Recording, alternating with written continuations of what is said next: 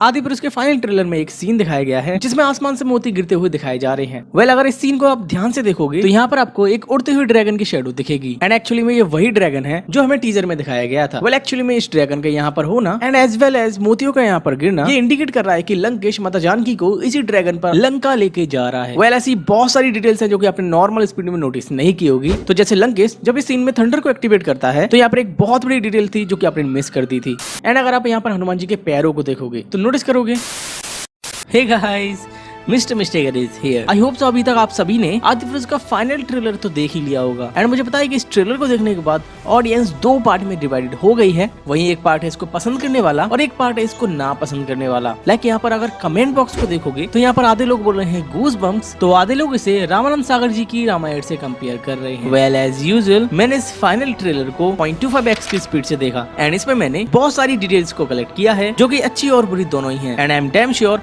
इन्हें आपने normal speed में नोटिस नहीं किया होगा। तो हो सके इस वीडियो को एंड तक जरूर देखना क्योंकि इस वीडियो में मैंने इस मूवी को लेकर कुछ अपने पॉइंट ऑफ व्यू रखे हैं एंड मेरे पॉइंट ऑफ व्यू को सुनने के बाद आप बताना कि आप इस बात को लेकर एग्री करते हो या नहीं। So without wasting any more time let get started. तो यहाँ पर राघव एक लाइन बोलते हैं, भारत की बेटी, भारत की किसी बेटी पर हाथ। वेल ओम राव से यहाँ पर एक मिस्टेक हो गई है क्योंकि त्रेता युग में भारत को आर्यवर्त बोलते थे एंड एक्चुअली में भारत को आर्यवर्त 1250 तक बोला गया है एंड इसके बाद ही इसको प्रॉपर भारत बोला गया है। अब मैं यहाँ पर ये नहीं बोल रहा कि इन लोगों ने रिसर्च नहीं की है, मे बी यहाँ पर भारत शायद इसलिए बोला गया है ताकि न्यू जनरेशन की ऑडियंस इसको ज्यादा कनेक्ट कर पाए। क्योंकि अगर मैं बोलूँ आर्यवर्त की बेटी तो ये चीज यहाँ पर सही नहीं बैठ रही। आज की न्यू ऑडियंस कंफ्यूज हो जाएगी कि भाई ये क्या बोल दिया। मे बी इसीलिए यहाँ पर भारत की बेटी शब्द का यूज किया गया है। नंबर 2, तो ट्रेलर के स्टार्टिंग में हमें लंकेश का साधु रूप दिखाया जाता है जो माँ जानकी से भिक्षा लेने के लिए आया है एंड माता जानकी लक्ष्मण रेखा पार करके लंकेश को भिक्षा देने के लिए बाहर आती हैं एंड जैसे ही जानकी जी इस भिक्षा को इनकी झोली में डालती हैं तो यहाँ पर आप क्लियरली नोटिस कर सकते हो ब्लैक कलर की पेड़ की जड़ें माता जानकी को जकड़ रही हैं एंड यहाँ पर आप नोटिस कर सकते हो लंकेश ने माता जानकी को टच नहीं किया, वो उनको बिना स्पर्श किए यहाँ से अपहरण करके ले जा रहा है। वेल रियलिटी में रावण कभी भी सीता माँ को स्पर्श नहीं कर सकता था, इवन किसी भी स्त्री को भी स्पर्श नहीं कर सकता था उस स्त्री की अनुमति के बिना, बिकॉज नल कुबेर ने उसे श्राप दिया था अगर वो किसी भी स्त्री को बिना उसकी अनुमति के स्पर्श करेगा तो रावण वहीं पर मारा जाएगा। Well I am so happy ये लोग इसी के अकॉर्डिंग इस सीन को दिखा रहे हैं which is good thing in this movie. Well कुछ सेकंड बाद लंकेश यहाँ पर हमें ट्रांसफॉर्म होते हुए दिखाया जा रहा है जो कि लंकेश का रियल लुक है उसमें, जो कि ये वाला लुक है एंड यही झलक हमें इस वाले सीन में भी देखने को मिलती है जब वो थंडर को एक्टिवेट कर रहा होता है। वेल इस थंडर वाले सीन की भी एक बहुत सही डिटेल है जो कि मैं आपको आगे बताऊंगा। नंबर 3, ये डिटेल 99% लोगों ने नोटिस नहीं की होगी एंड किसी भी यूट्यूबर ने अभी तक बताई भी नहीं होगी। जैसे इस सीन में हनुमान जी के पैरों को एक्चुअल में CGI के थ्रू दोबारा बनाए गए हैं क्योंकि इनसे कुछ मिस्टेक हो गई थी जिसे इन्होंने बाद में करेक्ट किया है। जैसे इसका जब फर्स्ट टीजर आया था तो यहाँ पर आप क्लियरली देख सकते हो हनुमान जी ने सैंडल्स पहने थे एंड इसके बाद जब इसका ट्रेलर आया तो इसी सेम सीन में हनुमान जी के पैरों से सैंडल्स को रिमूव कर दिया गया था एंड मोस्ट प्रोबेबली मेकर्स ने हनुमान जी के पैरों को CGI से क्रिएट किया है। वेल इसी से मिलती जुलती एक डिटेल बताता हूँ। जैसे DC की जस्टिस लीग में जब सुपरमैन के सीन्स को रिशूट करने के लिए हेनरी कैविल को दोबारा बुलाया गया था तो उस टाइम उनकी दाढ़ी मूछ काफी बढ़ चुकी थी क्योंकि उस time mission impossible fall out की शूटिंग में वो बिजी थे और उसमें उन्हें दाढ़ी और मूछों के साथ ही दिखना था, तो जाहिर सी बात है वो मूछों को तो नहीं कटवाते। वेल मूवी के मेकर्स ने रीशूट तो कर लिया लेकिन सुपरमैन का फेस बिगड़ गया क्योंकि अपने सुपरमैन को चिकना दिखाने के लिए एडिटिंग से उनकी दाढ़ी और मूछों को निकाला गया था एंड उसके बाद क्या हुआ था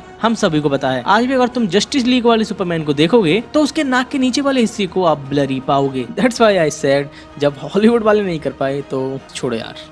यहाँ से हनुमान जी के पैरों से सैंडल्स को रिमूव नहीं किया गया बल्कि इनके पैरों को ही CGI से बना दिया विच इज गुड क्योंकि अगर ये सैंडल्स को ओनली रिमूव करते तो कुछ ना कुछ सबूत तो छोड़ ही जाते। नंबर 4, वेल इसके जब फर्स्ट ट्रेलर आया था तो उसके इस वाले सीन में हनुमान जी किसी क्रिएचर से फाइट कर रहे थे। वेल एक्चुअली में सेकंड ट्रेलर के इस वाले सीन को अगर आप स्लोमो में देखोगे तो यहाँ पर आप क्लियरली नोटिस कर सकते हो ये एक ड्रैगन था एंड मुझे लगता है ये चीज बहुत सही दिखाई जा रही है क्योंकि उस टाइम डिफरेंट टाइप के क्रिएचर्स एंड ड्रैगन्स भी एग्जिस्ट करते थे। लिटरली गाइस इस फाइट वाले सीन में बहुत मजे आएंगे अगर इनका VFX एंड CGI सही रहा तो। आई होप सो हमें थिएटर में और अच्छा एक्सपीरियंस मिले। नंबर 5, इस सीन में आप माता जानकी के गले में एक मोतियों की माला को नोटिस करोगे एंड इनको जब अशोक वाटिका में दिखाया जाता है तो यहाँ पर आप नोटिस करोगे वो माला मिसिंग थी। वेल एक्चुअली में इस माला में जो मोती थे वो इस वानर के हाथ में हमें देखने को मिले थे and this is purely indicate माता जानकी इसी माला से मोतियों को निकाल कर पूरे रास्ते में फेंकती हुई जाएंगी, just for indication. Number 6, literally guys जब ट्रेलर में ये वाला सीन आया था तो मुझे थोड़ी देर के लिए ऐसा लगा था कि शायद मेरी डिस्प्ले में कोई प्रॉब्लम आ गई है, इसलिए मुझे ये सीन ऐसा दिखाई दे रहा है। लाइक वानर सेना बहुत ही ज्यादा ब्लरी एंड व्हाइट दिखाई दे रही थी एंड राघव बिल्कुल क्लियर। मैंने इस सीन को डिफरेंट डिवाइस पे प्ले किया तो मुझे सेम ही रिजल्ट देखने को मिला। इट मींस ये चीज सही नहीं है गाइस। सही में गाइस ये चीज डिसअपॉइंट तो करती ही है। ऑलमोस्ट 250 करोड़ से ज्यादा इसके VFX पर खर्च किए गए हैं एंड ये 250 करोड़ वाली चीज तो नहीं दिख रही। एंड सही में अगर ये फैक्ट वानर सेना को छिपाने के लिए लगाया गया है तो ये फैक्ट ओवरऑल मूवी में काम तो नहीं करने वाला। वेल आई होप सो ये दाल में काला कंकड़ी हो। अगर पूरी दाल ही काली है तो फिर तो पैसे बर्बाद। नंबर 7, यहाँ पर आप बहुत बड़े बड़े ब्लास्ट होते हुए देखोगे एंड ये ब्लास्ट कोई अस्त्रों के थ्रू नहीं बल्कि इन बड़े बड़े गोलों के थ्रू किए जा रहे थे, जो कि लंकेश का कोई सीक्रेट बेस है जहाँ पर बहुत सारी तोपें रखी हुई हैं। एंड इस सीक्रेट बेस को हमें इसके फर्स्ट ट्रेलर में दिखाया गया था जहाँ पर हनुमान जी इस प्लेस को जला रहे होते हैं। नंबर 8, जब इसका टीजर आया था तो उसमें हमें एक सीन दिखाया गया था जिसमें लंकेश एस्गार्ड से निकलकर अपनी डार्क लंका से निकलकर बाहर आ रहा था, जिसके ऊपर बहुत सारे चमगादड़ भी थे। वेल इसी का एक्सटेंडेड सीन हमें इस फाइनल ट्रेलर में दिखाया गया है। यहाँ पर लंकेश को आप नोटिस कर सकते हो एंड ऊपर बहुत सारे चमगादड़ एंड ये सीन इससे तो अच्छा ही है। नंबर 9, अगर इस मूवी के लिए सबसे ज्यादा हाइप है तो वो लंकेश यानी रावण के लिए है, बिकॉज टीजर के बाद उसके लुक को दिखाया नहीं गया। ओवरऑल अभी तक हम लोग ये सोच रहे हैं कि इन 6 महीनों में मेकर्स ने रावण के लुक को भी चेंज किया होगा। वेल ऐसा तो नहीं है। इसके फर्स्ट ट्रेलर में आप क्लियरली देख सकते हो नो चेंजेस। इसके सेकंड ट्रेलर में भी आप यहाँ पर नोटिस कर सकते हो जैसे ही वो अपने एक्चुअल रूम में आ रहा होता है वहीं पे सीन चेंज हो जाता है। बट इन द लास्ट जब थंडर के साथ लंकेश को दिखाया जाता है तो यहाँ पर आप क्लियरली देख सकते हो रावण की लुक को। ये लुक सिमिलर है इस लुक से and this is the reason इन्होंने रावण के लुक को दिखाया ही नहीं। अब देखो मैं और भी यूट्यूबर्स को बोलना चाहूंगा क्योंकि अब कितना ही ट्रोल करोगे उससे होगा ही क्या। अब जो बन चुका है उसी को एंजॉय करो विजुअली। वेल यहाँ पर सबसे अमेजिंग चीज मुझे लगी कि लंकेश को हमें इस अवतार में दिखाया जा रहा है, आई मीन थंडर के साथ। एंड नो डाउट ये थंडर वाला सीन अपने तूफान के देवता थॉर के इस एंट्री वाली सीन से इंस्पायर्ड है, क्योंकि अगर मैं इस सीन को स्लोमो में तुम्हें दिखाऊं तो यहाँ पर आप नोटिस कर सकते हो यहाँ के आसपास की वानर सेना को बिजली के झटके दूर फेंक रहे थे। वेल कुछ भी हो, सही में ये सीन जान डाल देगा मूवी में। वेल अगर यहाँ पर कॉपी एंड इंस्पिरेशन की बात कर ही रहे हैं तो फिर इस वाले सीन को कैसे भूल सकते हो। वेल ये सीन भी हमने पहले कहीं देखा है, मैन ऑफ स्टील में। एंड टीजर वाली सीन में भी जब राघव पानी के नीचे बैठे होते हैं ये सीन भी इस वाले सीन से इंस्पायर्ड है।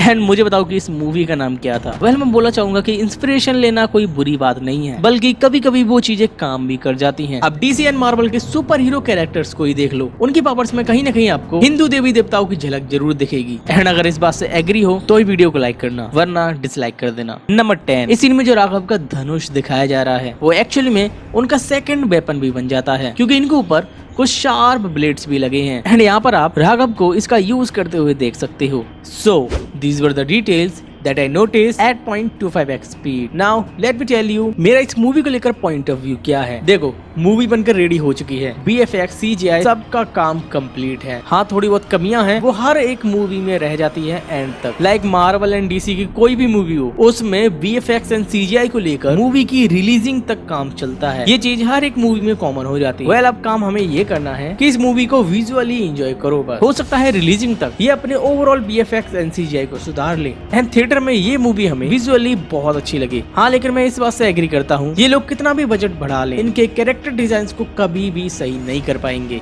बस इसी बात से आधी जनता डिसअपॉइंट है। सो तुम बताओ मुझे अपनी ओपिनियन, थिएटर तक क्या ये मूवी अपनी कमियों को सुधार पाएगी? मुझे अपने ओपिनियन कमेंट बॉक्स में जरूर बताना। आज के लिए इतना ही, जल्दी मिलते हैं किसी नेक्स्ट वीडियो में।